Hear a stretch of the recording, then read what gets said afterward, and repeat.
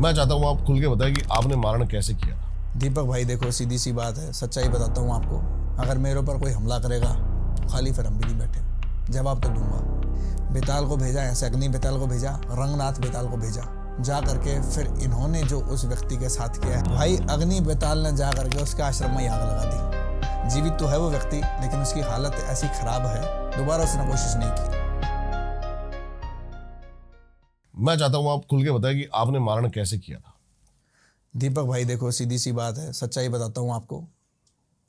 अगर मेरे ऊपर कोई हमला करेगा खाली फिर हम भी नहीं बैठे, जवाब तो दूंगा। भारत कब तक शांत बैठेगा? पाकिस्तान ऐसे ही हमला करता चले जाएगा और भारत शांत बैठा रहेगा? संभव ही नहीं है।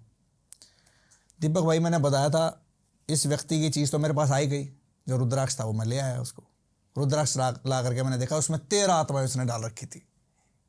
13 आत्माएं उसने डाल रखी थी। कोई इतनी आसान बात थोड़ी थी गाड़ी को पलटा देना, इतना ईजी नहीं था। 13 आत्माएं डाल के भेजा था उस व्यक्ति ने। 13 की 13 आत्माएं हमने उस टाइम पे पकड़ ली। पकड़ करके फिर आपको पता ही है, मेरे पास जो बेताल है, ये 13 आत्मा उसके आगे क्या चीज़ है। बेताल को भेजा, ऐसे अग्नि बेताल को भेजा, रंगनाथ बेताल को भेजा। ये दोनों गए हैं, जा करके फिर इन्होंने जो उस व्यक्ति के साथ किया है वो मैं कैमरे पे नहीं बता सकता।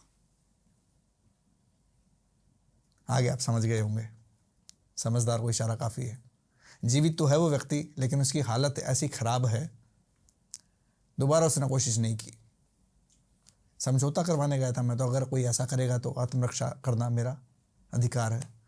भाई अग्नि बेताल ने जा करके उसके आश्रम में आग लगा दी। उसके आश्रम में आग लगी, सिलेंडर फटा था उसके आश्रम में। समझ गए हो गया बाप? आगे आपने बेताल का जिक्र किया कि पूरा शमशान ही साथ लेके चलता है। अब कई सारे हमारे पास गेस्ट ऐसे हैं जिन्होंने बताया कि शमशान कैसे जगाते हैं, उड़द की दाल, अलग अलग तरीके, वहाँ पे आते जाओ, भोग लगाते जाओ, बहुत चीज़ें। क्या है असली शमशान जगाना? दीपक भाई देखो, सब व्यक्तियों ने अपने अपने अलग तरीके से बताया शमशान जगाना। मैं जिस तरीके से बता रहा हूँ वो एक अघोर वाम मार्गी साधना है। अघोर वाम मार्गी साधना ये भी मैं एक बार कुंभ में गया था। कुंभ में मुझे एक उच्च कोटि के सिद्ध अघोरी मिले थे, जिन्होंने मुझे ये प्रोसेस बताया था। जो प्रोसेस होता है, अब सबसे पहले आपने सुना होगा सूखा मसान और ये सब चीज़ें। 10 टाइप के मसान हैं: सफ़ेदा, यमदंड, सूखिया, फुलिया, हल्दिया, कमेदिया, किचिया, मिचमिचिया, सिलासिलिया और पीलिया। 10 टाइप के मसान हैं। अच्छा, ठीक है। अब इनमें से ये देखना होता है कि कौन सा वाला मसान आपने जगाना है। हल्दिया मसान अगर जगा दिया आपने, तो आप क्या करोगे, किसी व्यक्ति के ऊपर अगर आपने क्रिया कर दी, उससे उस व्यक्ति का पूरा शरीर पीला पड़ जाएगा, पीलिया हो जाएगा उसको। और पीलिया मसान और हल्दिया मसान ये लगभग सेम से मसान है। ठीक है।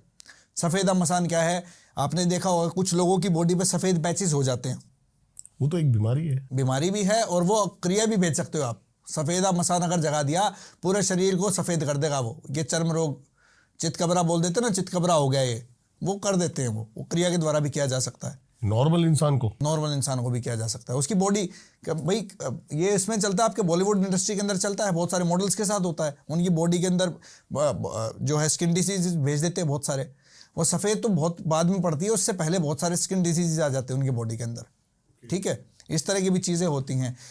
अब उसमें क्या होता है, जब आपको शमशान में जाना है, सबसे पहले आपको जो है अपने गुरु से आज्ञा लेनी होती है।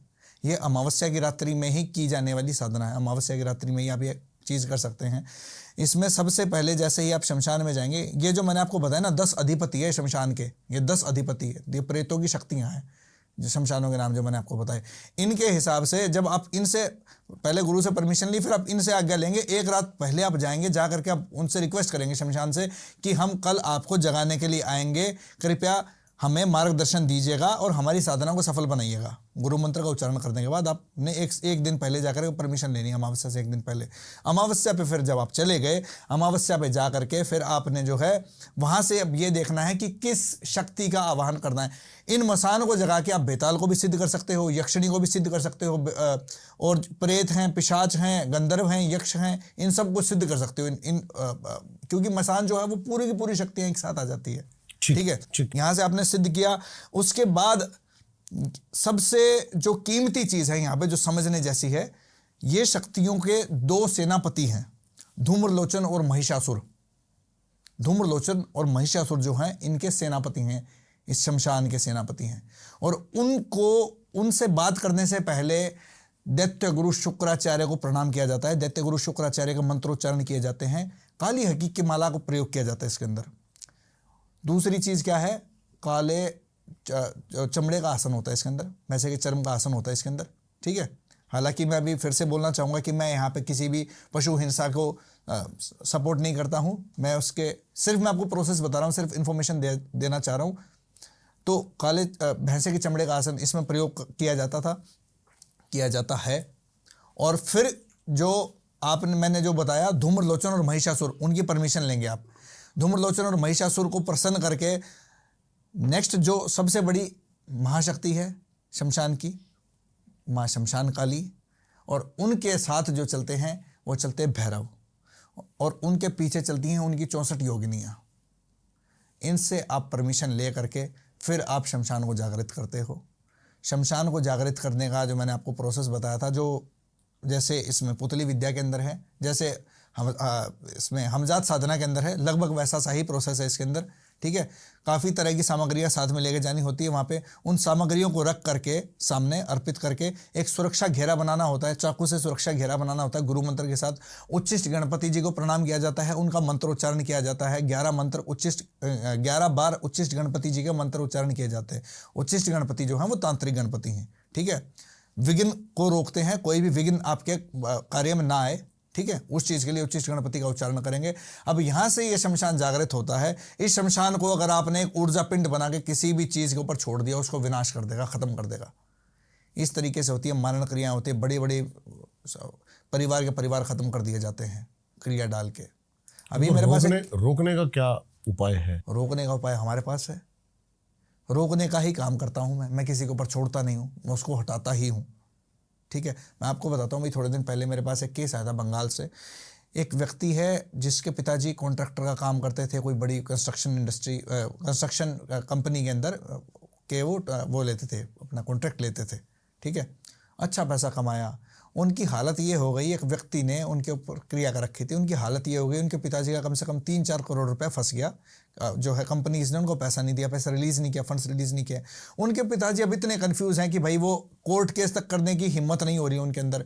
उनके घर में कभी उनका बेटा बीमार हो रहा है, कभी उनकी बेटी का ससुराल में लड़ाई झगड़ा हो रहा है, उनका बेटी का हस्बैंड उसको पीट के अपनी जो है उनके मायके में भेज दे रहा है, ठीक है। उनकी मदर को ब्रेन हेमरेज हो गया। इस तरह की प्रॉब्लम्स उनके साथ आनी शुरू हो गई। सबसे पहले तो ऑब्वियसली व्यक्ति डॉक्टर्स के पास जाकर दिखाया, उन्होंने डॉक्टरी इलाज भी लिया, लेकिन बार बार घटनाएं घटित हो रही है उनके साथ। उनके घर में लगातार सांप आ रहे हैं, मतलब 1 महीने में उसने बताया कम से कम 3 से 4 बार सांप आ गए हमारे घर के अंदर, ठीक है। रात को कोई छत के ऊपर दौड़ने की आवाज़ सुनाई देती है उनको, कि जैसे कोई छत के ऊपर कोई ठक ठक कर रहा है, कोई ईंट फेंक रहा है छत पे, कुछ इस तरह की आवाज़ें आ रही हैं उनको।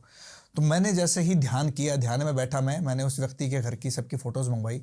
मैंने बोला कि तुम्हारे आंगन में पश्चिम दिशा के अंदर एक चीज़ रखी है, एक वहाँ पे ज़मीन खोदना और वहाँ पे तुम्हें कोई चीज़ मिलेगी। उन्होंने ज़मीन खोदी, ज़मीन खोद के उनको एक कांच की बोतल मिली। कांच की बोतल के अंदर कुछ बाल और वस्त्र और एक दांत रखा था उसके अंदर, समझ गए। दांत जो होता है ना, मैं आपको बताता हूँ, अगर आपने जैसे किसी भी जो अध जला शव जो है, अगर उसके दांत निकाल लिए, दांत और बालों के अंदर ना 90 दिन तक ऊर्जा रहती है, इसीलिए तंत्र के अंदर दांतों को और जो है बालों को इस्तेमाल किया जाता है। 90 दिन तक एनर्जी रहती है उस व्यक्ति की, सेम एनर्जी उस दांत के अंदर, बाल के अंदर रहेगी। तो उसके अंदर एक दांत था, एक बाल था और एक वस्त्र उसके अंदर डाल के क्रिया डाल रखी थी उनके घर के अंदर। इतने परेशान हो चुके थे, अब तक उन्होंने जो जो इलाज करवाए थे सारे के सारे इलाज फेल हो गए। सबसे पहले मैंने इधर से कुछ कीलें पढ़ के भेजी, कि बंधन किया, पहले द्वार बंधन किए मैंने, उनके द्वार बंधन करके उसके बाद फिर मैंने भेजा उनके घर पे यंत्र, उच्चिष्ट गणपति यंत्र। उच्चिष्ट गणपति यंत्र का काम क्या था? सबसे पहले तो जो नेगेटिव एनर्जीज थी उनसे सुरक्षा करना उनका। दूसरा, उनका जो पैसा जो आ रहा था, वो फंड जो रुके हुए थे उसके अंदर विघ्न जो आ रहे थे, उन विघ्न को हटाने के लिए उच्चिष्ट गणपति यंत्र भेजा मैंने। और फिर औरों की तरह जैसे मैं बताता हूँ, हनुमान जी का मैंने उनको एक मंत्र भेजा कि हनुमान जी का आपको ये मंत्र उच्चारण करना है आपकी सुरक्षा के लिए। इधर से मैंने वो जो सारी शक्तियाँ थी उन सारी शक्तियों को हवन में मैंने बुलाया। 3 हवन मैंने उनके किए थे। 3 हवन में अब पूर्ण रूप से वो चीज़ें ख़त्म हो गई हैं। उनके पिताजी के कुछ फंड्स जो हैं वापस भी आ गए। कोई करीब 1.5-2 महीने का समय हुआ इन चीज़ों को। तो ये जो चीज़ें हैं भाई, ये बड़ी हानिकारक चीज़ें हैं। आम आदमी इनको समझ नहीं पाता। जिसके साथ घटना घटित होती है ना, जो दुखी होता है, जो भुगतता है चीज़ों को, उसी को पता होती है ये सारी चीज़ें।